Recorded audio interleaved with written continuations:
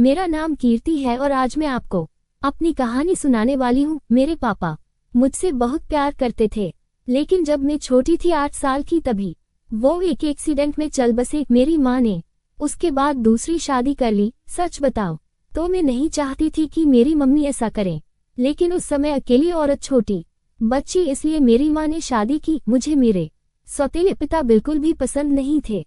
मैं उन्हें पापा भी नहीं कहती थी। मम्मी ने कई बार कहा कि ये तुम्हारे पिता है, यही सच है, लेकिन मैंने नहीं माना। मेरे पिता तो इस दुनिया में नहीं है, ये तो सिर्फ मेरी माँ के पति थे, वो भी दूसरे। उनसे मेरा एक छोटा भाई भी है। वो एजेंसी का काम करते थे और अक्सर टूर भी किया करते थे।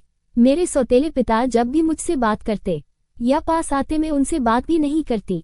आखिर ऐसा चलता रहा और मम्मी ने ये सब देखते हुए मुझे मौसी के यहाँ भेज दिया था पढ़ने। मेरा ज्यादातर समय वही निकला करता था। पढ़ाई के बाद मुझे एक लड़के राहुल से प्यार हो गया था। राहुल नया नया ही हमारे शहर में आया था और मौसी के घर के पास ही रहने भी आया था। करीब 6 महीने में ही मैं राहुल को प्यार करने लगी थी। मैंने सोच लिया था कि शादी उसी से करूंगी। वो उम्र में करीब मुझसे 5 साल बड़ा था, लेकिन प्यार में ये सब कहाँ देखा जाता है।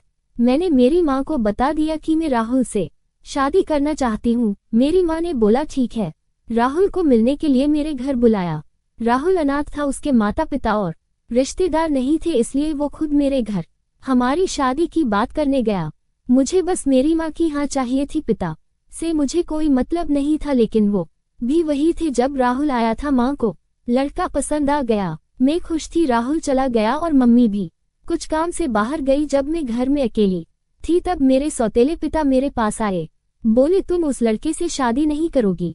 मैंने कहा आपसे किसने पूछा, चले जाइए यहाँ से। मैं वहाँ से जाने लगी तब उन्होंने मेरा हाथ पकड़ा और फिर कहा तुम शादी नहीं कर सकती। इस बार उनकी आंखों में थोड़ा गुस्सा था। मैंने कहा मेरा हाथ छोड़िए और मुझसे दूर रहिए। मैं अपने कमरे में गई और दरवाजा बंद कर लिया। जब माँ आई तब मैंने कहा कि तुम्हारा पति मेरे साथ बदतमीजी कर रहा था।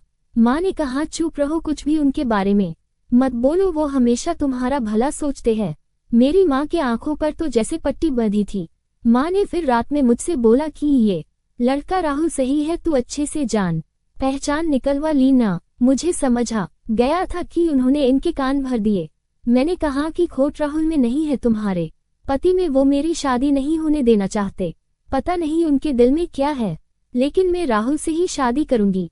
मेरा फैसला मेरी माँ अच्छे से जान चुकी थी, इसलिए हमारी शादी तय हो गई। शादी की तैयारियां होने लगी। मैं खुश थी। इस दौरान मैंने उनकी आंखों में अजीब से बेचैनी देखी। मुझे साफ दिखाई दे रहा था कि वो नहीं चाहते कि मेरी शादी हो। आखिर कौन बाप ऐसा सोचेगा, लेकिन वो पिता नहीं थे। आखिरकार शादी का दिन आ गया। सुबह में अकेले में राहुल से छत पर बात कर रही थी। जैसे ही मैंने फोन रखा, मेरे मुंह पर किसी ने पीछे से रुमाल रखा और मैं बेहोश हो गई। जब मुझे होश आया तब मैं एक कमरे में एक बिस्तर से बंधी थी। मेरा मुंह भी बंद था। मेरी शादी वाले दिन मुझे यहाँ कौन उठा कर लाया। थोड़ी देर बाद कमरे का दरवाजा खुला और सामने थे मेरे सौतेले पिता। उन्होंने मेरे साथ ये किया था, पर आखिर वो मुझे यहाँ क्यों उठाकर लाए। मुझे वो पसंद नहीं थे, लेकिन वो इस हद गिरे हैं मुझे नहीं पता था। ऐसा तो मैंने उनके बारे में नहीं सोचा था। मैं यही सब सोच रही थी तब वो बोले मैं तुम्हारी शादी उस लड़के से नहीं होने दूंगा। वो खाना लेकर आए थे। उन्होंने मेरा मुंह खोला। मैंने कहा कि क्या चाहते हो तुम, मेरी शादी से इतने परेशान क्यों हो, मुझे यहाँ बांध कर रखा है, यही है तुम्हारा असली चेहरा। मेरी आवाज तेज होती देख उन्होंने मेरा मुंह वापस बांध दिया। आज रात मेरी शादी थी और रात को मैं यहाँ इस कमरे में बंद हूँ।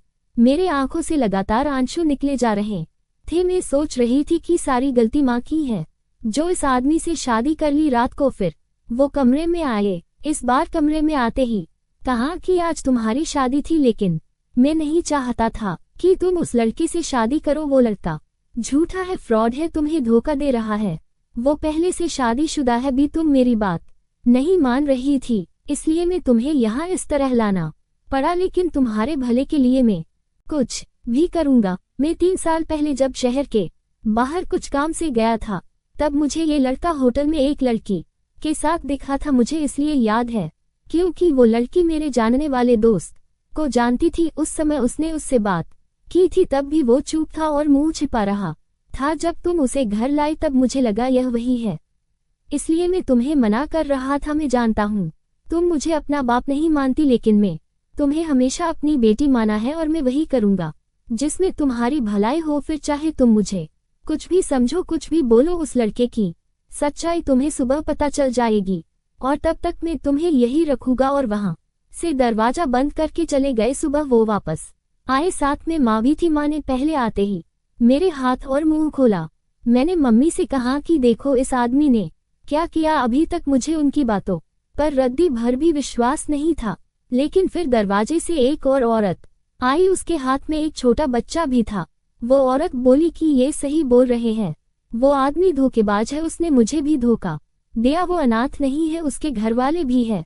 मेरे सामने वो खड़ी वो औरत, उसका बच्चा, मेरी माँ। इन सब को देखकर मुझे भी अब यकीन होने लगा था। मैंने उसी समय राहुल को फोन लगाया, लेकिन उसका फोन ऑफ था। शायद उसे भी पता चल गया था कि उसकी सच्चाई सामने आ गई। उसके खिलाफ अब जो भी कार्रवाई होंगी वो पुलिस करेगी। मेरे पिता उसके बाद भी मुझसे बात नहीं कर रहे थे, वो ऐसे ही रह रहे थे जैसे पहले, जैसे कुछ हुआ ही ना हो। 5 दिन बाद ही उनका बर्थडे था। मैंने पहली बार केक बनाया और उन्हें सरप्राइज दिया। उन्हें बोला हैप्पी बर्थडे पापा। मेरे ऐसा बोलते ही उनकी आंखों में आंसू आ गए। इतने सालों से दबा रखे थे शायद। बोले बेटा बस अब मुझे जिंदगी से कोई शिकायत नहीं, अब मुझे कुछ नहीं चाहिए। तुमने मुझे पापा कहा, बस इतना ही मैं सुनना चाहता था। तब मुझे समझ आया कि मैं कितनी कच्ची हूँ इंसान पहचाने में।